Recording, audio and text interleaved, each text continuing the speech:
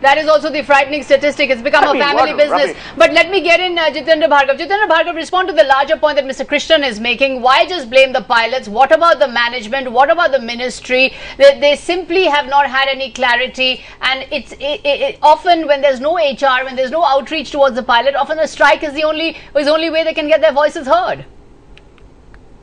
You see, what emerges from our discussion is that everybody is aware that there is something fundamentally wrong with Air India. Krishnan has said it, that yes, there is an HR issue and nobody would dispute it. If you look up the chart of Air India since 2004, it's been in a constant decline. Employees have made all kinds of allegations, many of which have been substantiated, that Air India's profitable routes were given away. Air India bought aircraft more than what they were necessary. So they are in a kind of a debt trap. Employees are not at fault. The question is, can we set at rest what's wrong with Air India? Now, can there be an investigation? Is the problem, Mr. Arvind Jadhav? Very rightly said. Is the problem, Mr. Arvind Jadhav? No, Suhail said very rightly because said. Since he has taken over, the management and employees have been at loggerheads. No, 1 minute. No, let's put it this way. That's the other point we're talking about. Suhail said made a very pertinent point. Anna Hazare has showed the way. Now, corruption has been brought on the center stage. Air India has been a victim of corruption. There is no denying the fact on various fronts, giving away bilaterals and some of the issues that I raised earlier.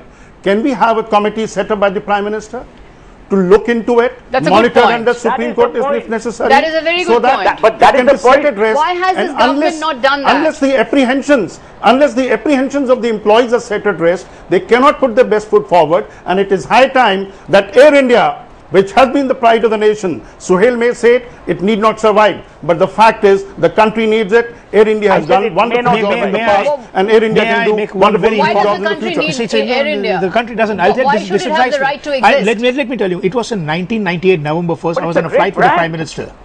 That Prime Minister, not any longer though. In 1998 November 1st, on Delhi, Bangalore, that Prime Minister told me, Air India बहुत बड़ी गंभीर समस्या है. हमें कुछ करना पड़ेगा इसके बारे में. Then they decided the disinvestment, which came into the second part of Vajpayee government. It was sabotaged by somebody. Just imagine, had anybody, whether it is a Reliance or a Tata, whoever taken it over, they have done a much better job.